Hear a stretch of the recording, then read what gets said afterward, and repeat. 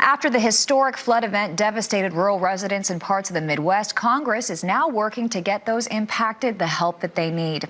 RFD-TV's Sarah Mock is live in our Washington, D.C. studios with an update. Sarah? Well, thanks, Christina. We're watching a number of big issues kind of come to the front here in Washington, but the Midwest flooding is really consequential to them all.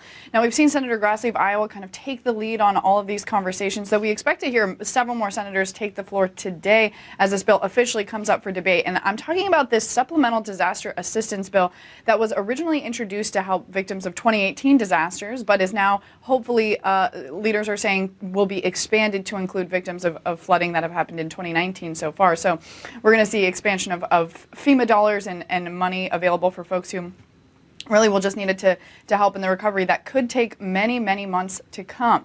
Now, of course, Senator Grassley has raised the profile of this disaster and called for more federal aid.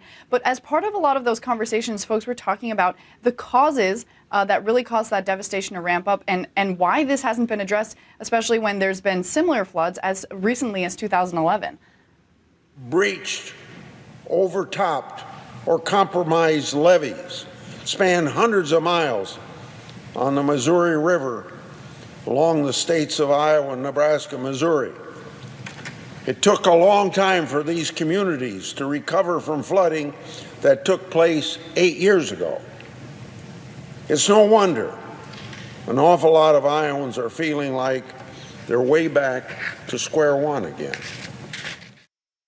Of course, one of the groups that Senator Grassley pointed a finger squarely at was the Army Corps of Engineers, which he said in both his remarks yesterday and on a phone call I had with him this morning that he thinks they've been distracted by other priorities besides flood control, and he's going to really advocate for them to get back to kind of a main focus on preventing these communities from having these issues going forward.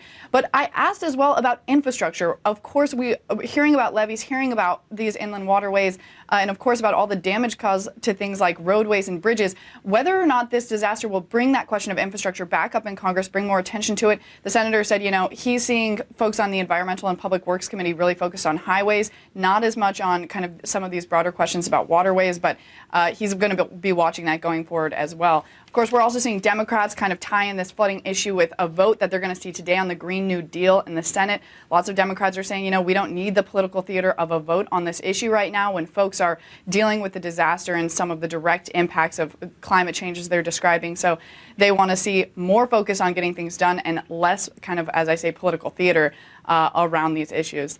Christina? Thank you so much, Sarah. And we'll be coming back to Washington, D.C., to our news bureau at 1 p.m. Eastern for more updates from the nation's capital.